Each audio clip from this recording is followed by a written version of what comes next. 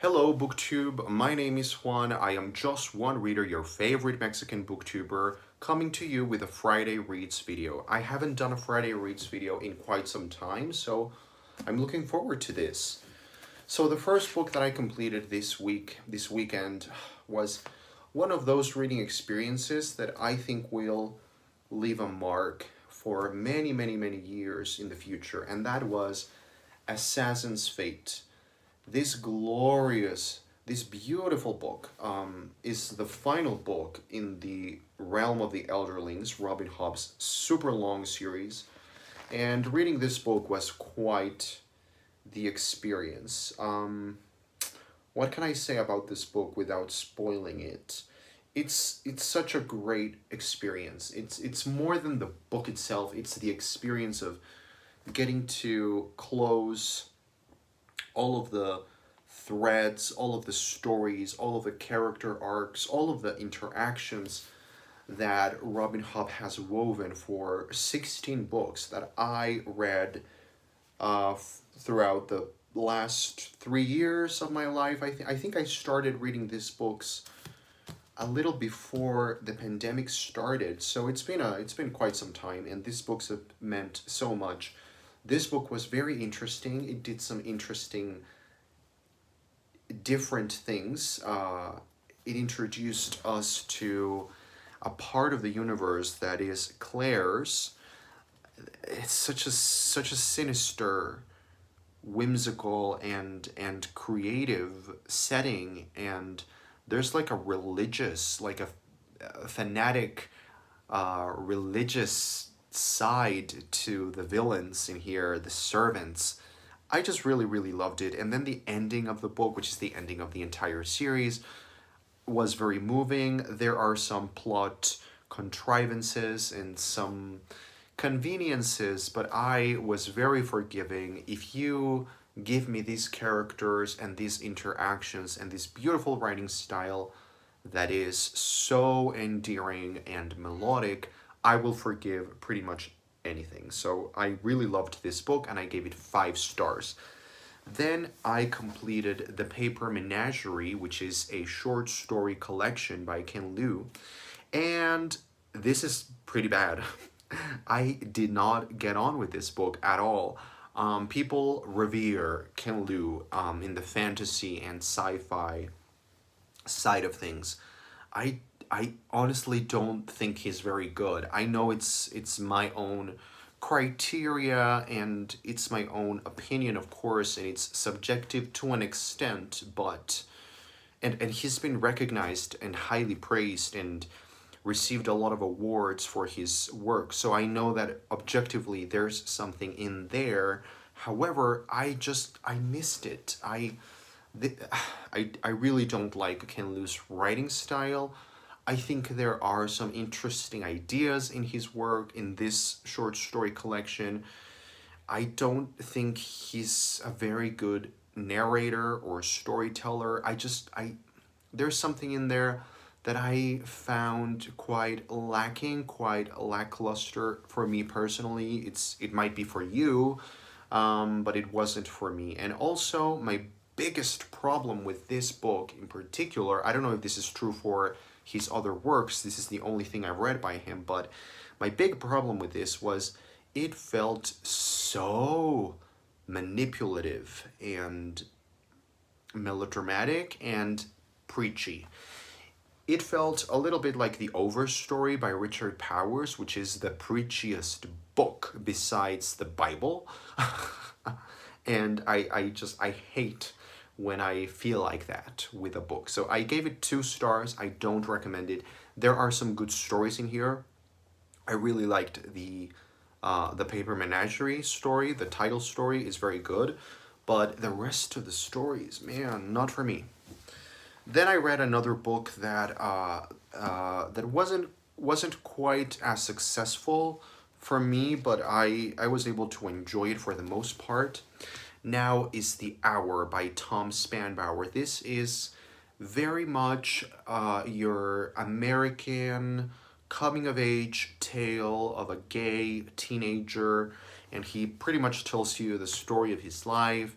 uh, in different moments when he's growing up. We get to see him explore himself and the world and other people, his sexuality, of course, his relationship with religion and God, and all of these ideals that are very conservative and very much of the time, of the America in the 1960s, I believe. Funnily enough, I connected with this book very intensely. Even though I think the book is not very well written, I thought it was incredibly long for what it was and very repetitive and very boring, frankly. I was still able to resonate with, or rather, the book resonated heavily with me because I grew up in a very similar environment, in a very religious, conservative upbringing, context here in Mexico City. And just like the character in the novel, I was when I became my own person in my teenage years and my early adulthood, I guess you could say, I was able to just throw many things away to the garbage bin, to the garbage, and to just get rid of all of those things and ideals and religion, specifically in my case, and become my own person. I became my own person, and I think this book deals with that, which is very commendable. But I think as a writing project, the book felt very bloated. There were some beautiful moments that were filled with truth and with beauty and with beautiful, great, poignant moments, but the book is ridiculously long, and it could have been a very, very short novella, and it would have been better, in my opinion. So I gave it like 3 stars or something like that.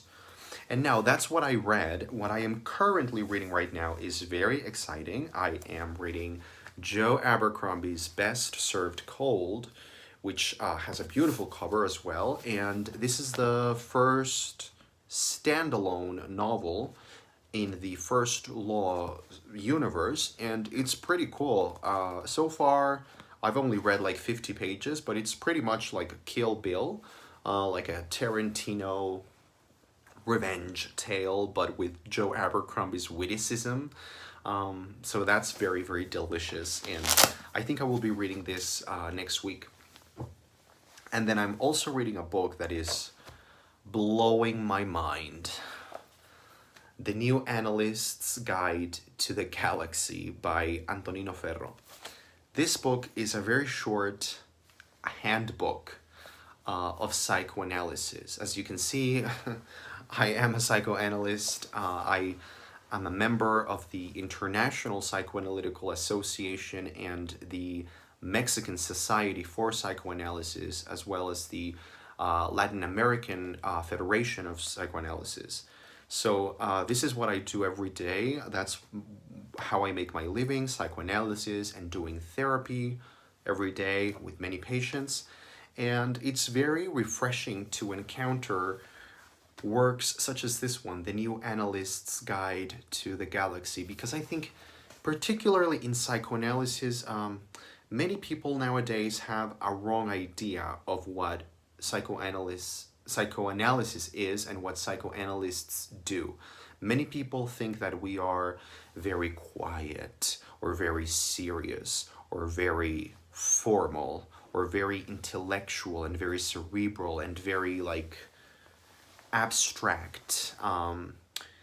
When in reality, that sort of stereotype of psychoanalysis and psychoanalysts has to do with the beginnings of psychoanalysis more than a century ago, and Freud and the first psychoanalysts back then. But what we do now as psychoanalysts living in the 21st century is so different and so lively and creative and fun. And Antonino Ferro, in this very short, concise little book, what he does is explain in his own words how psychoanalysis has changed, what psychoanalysis really is about and should be about in our 21st globalized century, in our globalized world, And you know, it's so refreshing to me because it reminds me of the true nature of what I do every day, which is connecting with a patient and helping them heal by helping them connect with themselves.